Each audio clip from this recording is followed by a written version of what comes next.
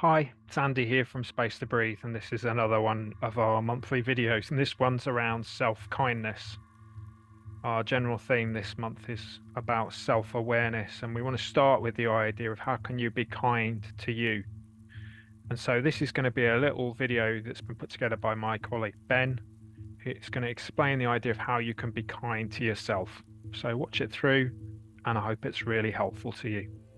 So just to start off with today, I just want to encourage you to have a little bit to think about the word kindness.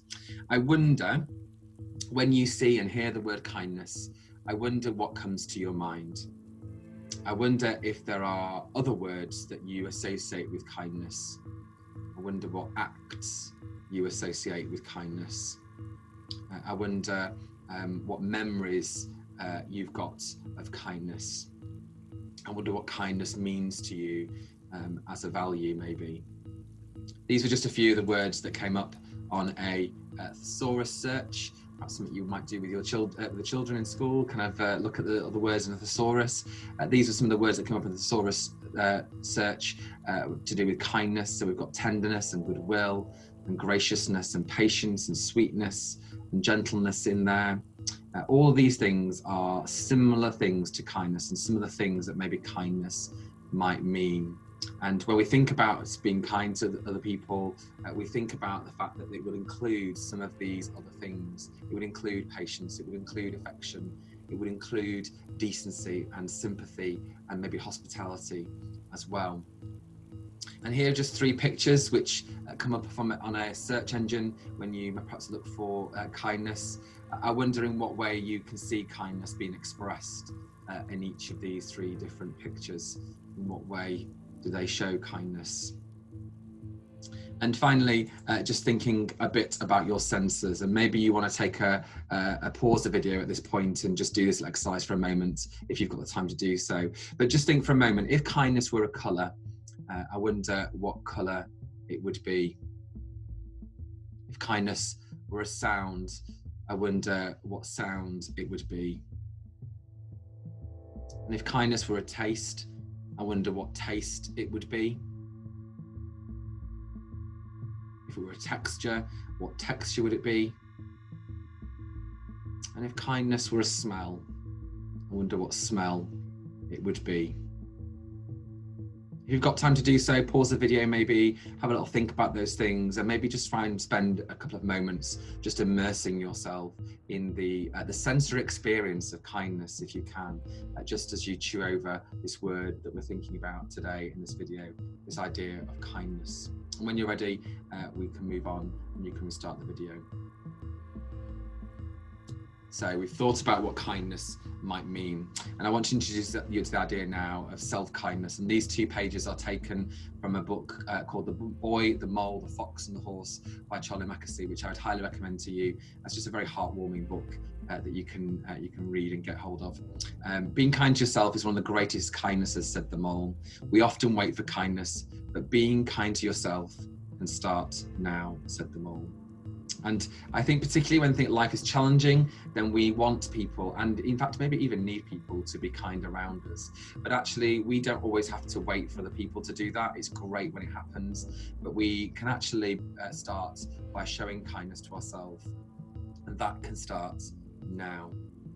And so that's what I want us to think about today as we think about our well-being and think about what it might look like to show kindness to yourself. So this quote also to help us here: if your compassion does not include yourself, it's incomplete. I think that sometimes those of us who work in kind of caring and kind of education settings, we're often very good at looking after other people. But actually what this is suggesting is that our compassion for the people is incomplete if we don't include ourselves. And for me, what that's talking about is it's talking about the idea that it's not healthy, it's not good, and it's not right for us to pour from an empty cup. That actually we need to fill up our own cup sometimes so that we're able to pour it out for the people. And if we continue to try and pour out of an empty cup, then actually eventually the cup breaks, or it kind of becomes in some way not good, not helpful, not easy.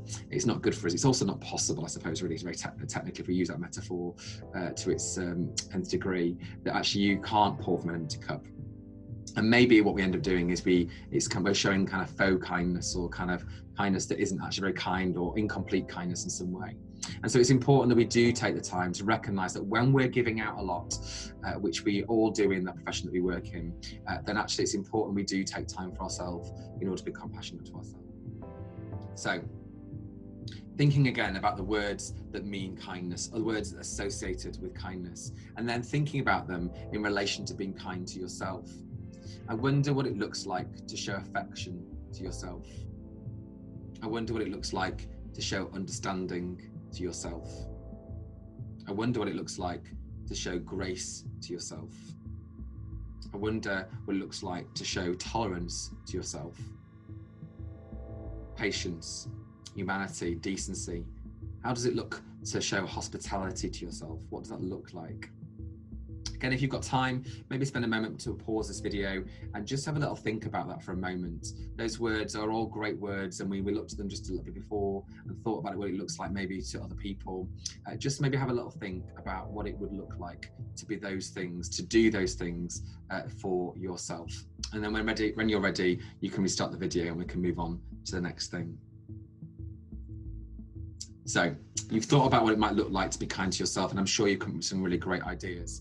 But this is just a couple of ideas that I want to share with you. I've got a couple of other sort of things I want to share with you that I think will help you to be kind to yourself. And the first one is taken from a concept by Stephen Covey in his book, 7 Habits of Highly Effective People. And what Stephen Covey talks about is the fact that there are many things that we can be concerned about, but there's only a limited amount of those things that we probably have got influence over. And one of the things that can be really challenging for us is we can find ourselves giving a lot of energy and a lot of time, a lot of focus to things that are actually beyond our influence. And in doing that, we can find ourselves frustrating ourselves more than actually is necessary. And sometimes it's difficult to let go of the things that are beyond our influence. But actually, if we do find ourselves trying to do things that to change things that we can't actually change, it's probably fruitless and probably not a good use of our energy and time. But by identifying those things that we do have influence over and the things we don't have influence over, we can then choose to focus more intentionally on those things that we do have influence on, and we have more energy to give to those things, which actually probably has makes a much bigger impact.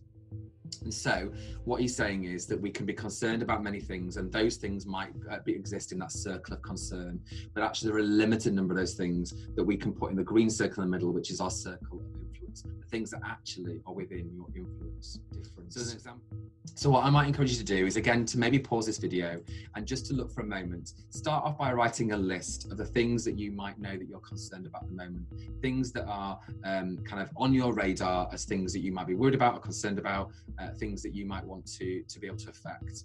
And then see if you can plot them on these 2 circles. So again, maybe on another piece of paper, draw these 2 circles and try to identify those things that are in the circle of concern and those things that can be in the circle of influence.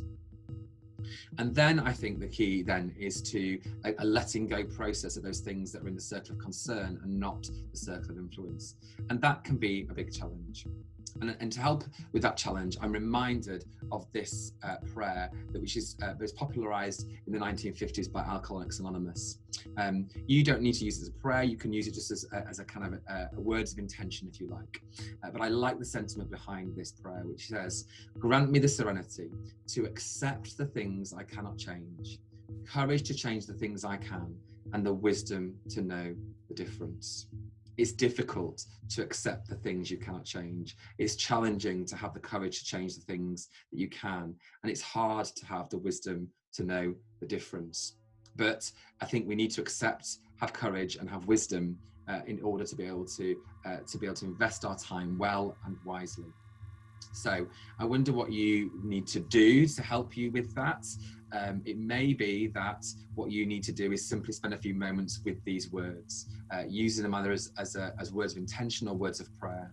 It may be that you would benefit from doing a physical act, a little bit like we talk about in maths with the kind of idea of abstract stuff needing to be made concrete. I think sometimes we need to do physical acts to help us with abstract concepts. So I think sometimes it can be helpful for us to do an act that helps us to let go of things. And so I wonder whether one of the things I might invite you to think about doing is to maybe taking a stone and dropping it into some water, or maybe taking the piece of paper which has all those things on it which you can't influence, screwing it up and putting it away in a bin somewhere.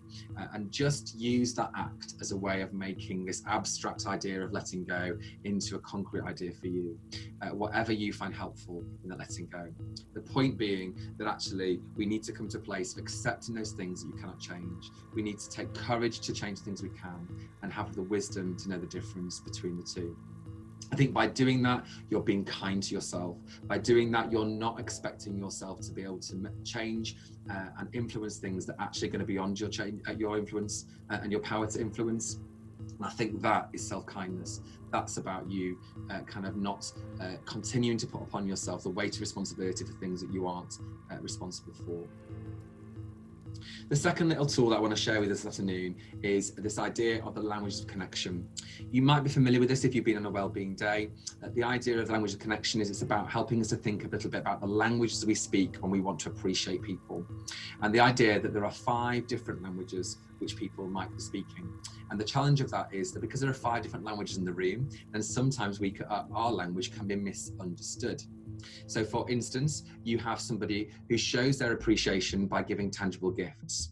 But what might happen is they're giving that little tangible gift, and often they're not big gifts or kind of grand gifts, but just little kind of tokens sometimes. But you might get someone whose default is to use the language of connection with tangible gifts, doing that to somebody who really instead appreciates quality time.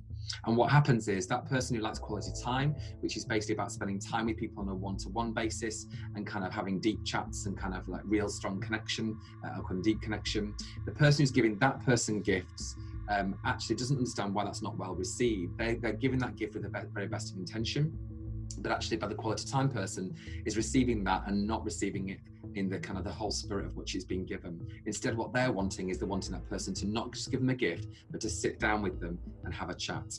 The other languages are words of affirmation. That's people who particularly benefit or appreciate being told positives and praise and thanks and all that kind of stuff. People who particularly appreciate physical touch, hugs, handshakes, all that kind of stuff. And people who particularly appreciate acts of service, people doing little jobs for them.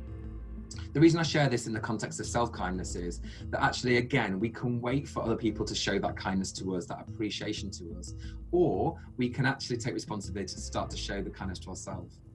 I wonder which one of these languages of connection is your primary language of connection. Most of us have a primary language of connection. Most of us have one of these languages which we most fluently speak, if you like. One of these ways in which we particularly appreciate being shown appreciation and affection. And once we understand that about ourselves, we can think about how we can show that to ourselves. And so language of connection has an application for our self-care as well. So for instance, if you are somebody who speaks the language of tangible gifts, and that's the way that you normally show other people your appreciation, it might be that as a way of showing yourself kindness, you do some of the things on the screen just here, which help you to give tangible gifts to yourself. Something, buying yourself a little something that's in line with your hobbies or your interests, buying yourself a magazine that kind of is that you wouldn't normally buy yourself, getting in your favorite little chocolate bar, maybe buying some comfy clothes for yourself, or maybe just buying yourself a little novelty item to make you smile. That one isn't about spending lots of money, it's just about giving yourself those little kind of tokens of appreciation through tangible gifts. Likewise, you might be someone who really appreciates having quality time with other people, but actually you don't have to wait for somebody else to give that quality time to you. You can give quality time to yourself by indulging in your hobbies and creative activities, by spending time doing some meditation, by going around and having walks in nature, maybe spending some time journaling. If you're somebody who particularly appreciates other people giving you words of affirmation, then why not think about doing that for yourself? Why not think about making sure that you indulge in positive self-talk, that you write down a set of daily affirmations which you want to give yourself and read out, write mantras, do some journaling again that kind of helps you to reflect on the things that you've done well on that particular day, and making sure that you're voicing out loud to yourself and to people around you some of the things that you're proud of and that you feel are your small successes and victories. Likewise, if you're a physical touch person, this has been a difficult season for you because you've had a lot less physical touch than you would normally get. You're limited in what you're allowed to give and receive in terms of physical touch.